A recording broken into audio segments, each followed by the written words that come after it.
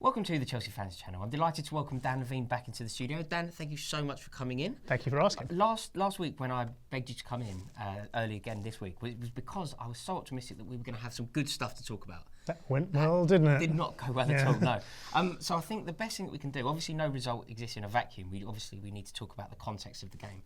But I'd really like your opinions, and I'd like to steer this video towards Hull, if that's okay with you. Sure. Hull, at least from my perspective, I think this is a dream fixture, isn't it? Yes. The bad news was Arsenal, the good news is Hull. Absolutely, yeah. You know, Hull should be a much less challenging proposition. They've struggled a bit since sort of the last few weeks. You can see that they're lacking personnel a little bit. There've been complaints from the fans. Maybe the players aren't quite in the right positions. Maybe the formation isn't right. So off the back of some humiliation at Arsenal, this is a good fixture, I think. Yeah, do you think that we're going to be in a good frame of mind going into it, though? Because, I mean, it's all very well saying that Hull have their deficiencies. We have ours, don't we? Big time, absolutely, big time. But if we know Antonio Conte, if we know anything about him at all, this is a man who likes to motivate his team. It's a man who doesn't take any nonsense. And it's a man who will have put a rocket up them, I'm fairly certain, after that result at Arsenal. Yes, well, that's what I want to hear. But something that is slightly troubling news as well. You mentioned to me off camera. Did you say that Roman Abramovich was down the training ground? Yes, apparently. This isn't good news, is it? Well, you know, hang on. Yeah. It's normally a little bit later in a manager's evolution that he starts having lunch with Roman again. Yes. He normally sort of gives them the paycheck, sets them off, says do your stuff, and then it's only after about a year and a half that he starts coming down in his Parker and watching them train. Well, that happened earlier this week. Right. Now, you can read that one or two ways. You can be worried about it, or on the other hand, you can say it's a show of support. It's a fact that Conte's... Good spin. Good spin. Conte's new in the job, and he needs somebody there to say, well, look, stick with it, mate, and do what you're doing. And it seems this is what happened. He had lunch with, a very cordial lunch, it would appear, with Conte earlier in the week, and watched the entire training session. So Abramovich down the training ground, I think that has connotations of fear for me, but fingers crossed it's okay. Do you feel that his presence there and the Arsenal result will manifest itself into a different team selection? Quite possibly. Now, speaking with Conte afterwards, he clearly wasn't at all happy with the charges that he'd set out there. He said basically from minute one, his players hadn't done what he wanted them to do. And you'd have thought, you know, a manager in his position, what else can he do apart from repeatedly drumming in the same thing or make changes? And I think there will be changes. But it's getting ridiculous, isn't it? Because even if I just think now off the top of my head, when you think about Gary Cahill's, say, last few games, Leroy Fer, whether that was a foul or not, Gary Cahill's responsibility as a centre-half is to get the ball out of danger, irrespective of being fouled. Completely agree. Perhaps that sounds harsh on Cahill, but I'll continue and maybe it will demonstrate the point.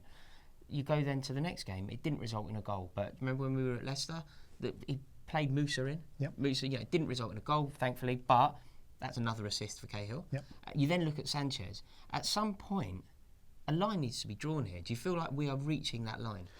I think there's another thing at play here as well that's quite important that might decide who plays in this game, and that's the fact that Cahill, if you look at him, his confidence is quite clearly shot to pieces. Yes. If you look at the way he handles himself on the pitch, you know, the reaction that he made to one of those Arsenal goals, you know, his hands on his head, you know, there's also an awful lot of pointing and shouting at Courtois, and it shows a player in a bit of turmoil, I think, at the moment, a player who needs a bit of a rest, needs to walk away, you know, bit of time on the sun lounger somewhere in, you know, in the Med or whatever, somewhere hot at least. Yes.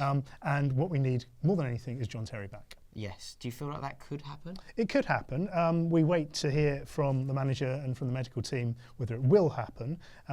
But you know, fingers crossed. The other thing we need to remember is we're waiting on Kurt Zouma, who hopefully should be back after the international break, which will be great news for Chelsea's defence. Right. So it's imperative, with that in mind, everything's going to plan if we get a win against Hull. You know, we're not competing for the Premier League spot, are we? We're not really in the hunt to win the Premier League this season. It would be too much of a jump from our form last year, but we are praying for Champions League. If we get a good result against Hull, all could be okay on that front. Yeah, this is the funny thing about Chelsea, isn't it? It's always a case of glass half full, glass half empty. I'm very much a half full kind of guy, to which I get a lot of grief. Right, okay. Well, if Chelsea win 3 points at Hull, away from home, tricky East Coast, you know, you can see that that's a great result and things are back on track. You know, there's no problems there. The only problem exists, of course, is if they don't win. Then it exacerbates what is a poor run. You know, we've talked about blips. We've talked about them turning into short runs. When do they become a bad moment, as we had, for example, under Ancelotti? something that ultimately, is going to cause problems. Well, let's paint the worst possible picture here. Let's pretend that it ends up as a 2-1 result to Hull, or a 1-1 draw or something like that, and a poor performance to boot. That's how long without a good result for us? Well, that would be a month without a win. It's too long, isn't it? You're not going to qualify for the Champions League in that sort of form. Well, the difficulty as well is that means you go into the international break when you've got all your players go off to their international managers. They'll go back to the bad habits that Conte doesn't like them having, and they don't have the opportunity to turn around that psychological thing, immediately. And Mourinho, of course, used to always say it. When my team loses, I want them to play the next day. Yes. Okay, do you know what we need to do now, Dan? I'm going to put you on the spot a bit again. But last time, I think we had a really positive result here. We picked a team last time. We got 10 out of 11, didn't we? Yeah, not bad. Right, now, after that Arsenal result, I think this team really does need shaking up. Let's put our heads together and let's try and predict Conte's lineup.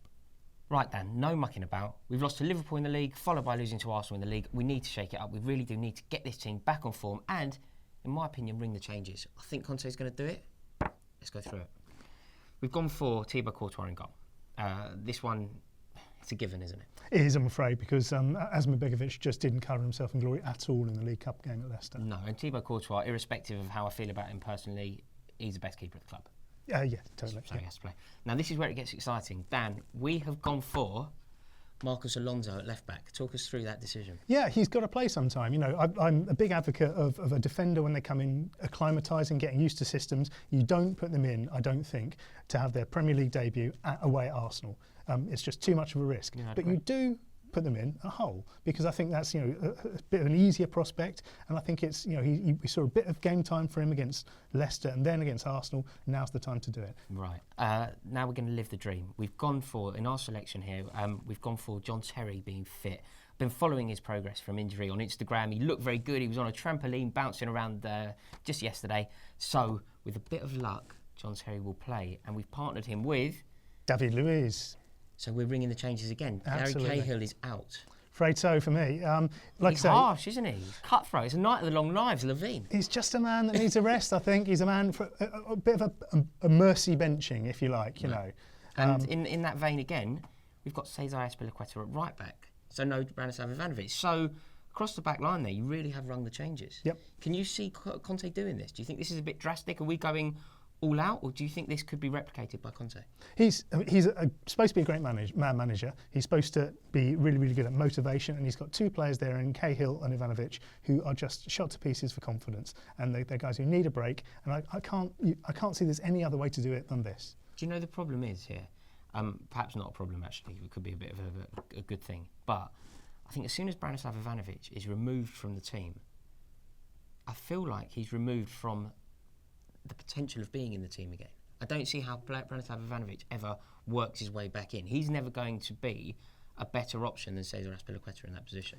Branislav Ivanovic is nigh on a Chelsea legend. I agree. He's a guy who has done so much for this club, and based on past performances, based on his fantastic work in Europe, he's a guy who should be held in the highest esteem. But he is not the Branislav Ivanovic of 4 or 5 years ago. I have a little warning for you. Go on. You are about to get inundated with grief. I say things like that all the time. I completely agree. But Branislav Ivanovic, I agree with you, but Branislav Ivanovic is not a popular character, and you are about to get inundated with a load of abuse. Bring it on. So hit him hard with it. But no, I completely agree with everything you said there. Okay, moving slightly further forward, the obvious person who's going to be marshalling that back line, we've gone for N'Golo Kante. There's no dilemma there, really. People did suggest that he was at fault, particularly when he got turned for that goal on the Arsenal on the break. But N'Golo Kante plays there, doesn't he? Definitely. No one else. No one else, completely. Eden Hazard has maintained his place on the left-hand side. I agree. Now, this is again where it gets very interesting. The two central midfield roles are up for debate, aren't they? Totally, yeah. We've gone for Fabregas and Oscar. So no Matic. Again, night of the long knives here. Levene. I like your cutthroat approach. Talk me through it. Why no Matic? I think Cesc is a player who plays very, very well, and he's given a bit of space. I think he'll get that at Hull more than he got at Arsenal. Came with some surprise at Arsenal. People thought of the game he had last year. That's exactly what I where thought, yeah. He had bags and bags of I space. thought, yeah. Totally. Yeah. But this time Arsenal played a completely different game. They went up, they mixed things up, and so he was completely shut out of the game. I don't think that'll be the case at Hull, and I think it's a good game for him to play. Yeah, it's a type of game as well where I know for a fact that Hull will be delighted with a point in this fixture. Yep. So you could need a player like Fabregas to marshal midfield and hopefully pick the crucial pass. Yep, that's what you want. Now this is again very interesting. This guy, I'm slightly surprised here as well, but we have dropped Willian on the right. So we've gone for Victor Moses. Yep. I think that's the right decision. I feel that Willian's head might be elsewhere. I know that his mother is very ill and we wish her well, of course, but we've gone for Victor Moses. Do you think that's the right decision still? I think, why not? You know, we need to mix things up a little bit. I think, you know, he certainly gives pace on that wing. We haven't really seen sort of the work rate from Willian that he's known for in recent weeks. And as you say, there are other things going on there and you know, hearts with him there. But, you know, Moses looks like a player who needs a few more minutes on the pitch. Give him them. Absolutely. And Diego Costa up front, there's no debate here. I think he was the only person who had any glory the other day. I think he was the only person who played well. This was a given. Yep, and watch him get his 5th yellow card of the season and be ruled out for Manchester United in the next game. Is that where he's up to? He's up to 4? He's up to 4, yeah. And it would be Manchester United next. Oh, God, that would be awful, wouldn't it? OK, well, hopefully he can score a couple and before he's booked, we'll get him off and bring back Shuayi. That's the plan. OK, so the only thing we need to know now, Dan, are you confident? Do you feel that Chelsea have a victory in them here?